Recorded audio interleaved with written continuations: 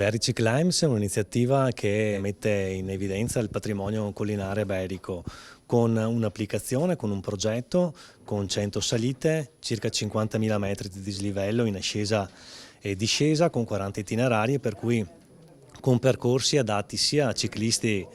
quasi professionisti, diciamo, ma anche i professionisti per allenarsi, sia i cicloamatori, ma anche chi ha voglia di avventurarsi nella fascia pedecollinare e di frequentare i colli e l'area di pianura. Sono percorsi su strada, quindi percorsi fattibili con bici da corsa, con gravel, ma anche con mountain bike per chi volesse, con bici muscolare o elettrica, quindi ce n'è per tutti i gusti. E poi i Berici sono famosi anche per l'enogastronomia e i prodotti tipici, per cui il ciclista va a modo di ristorarsi anche nelle pause. È assolutamente un'esperienza esportabile, infatti mi fa molto piacere che riguardi proprio un ambito collinare. Sono 12 ambiti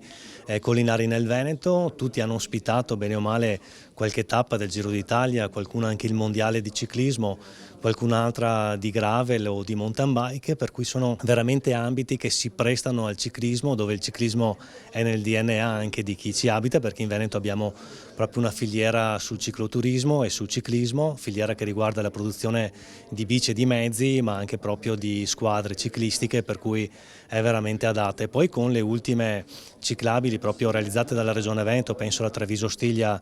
tra poco inaugurata, e a tutti gli investimenti che ci sono dall'Adriatica alla ciclovia del Garda all'Avento, renderanno accessibili tutte le aree collinari,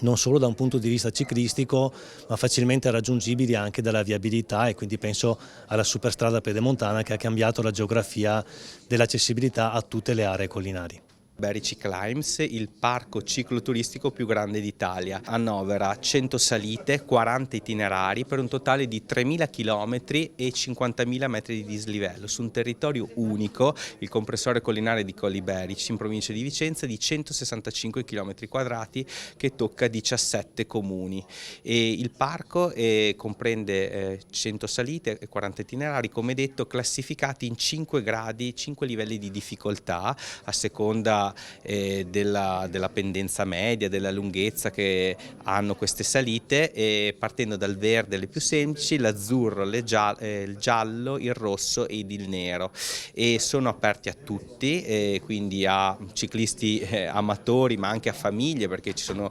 itinerari semplici adatti a tutti, e comprende anche all'interno 2 contest in beneficenza per la Fondazione Michele Scarponi. Uno è il brevetto di Berici: chi fa più salite in 7 mesi ottiene un brevetto e un diploma dello scalatore, e un altro, un concorso fotografico pedala scatta sogna in concomitanza con la manifestazione La Via dei Berici.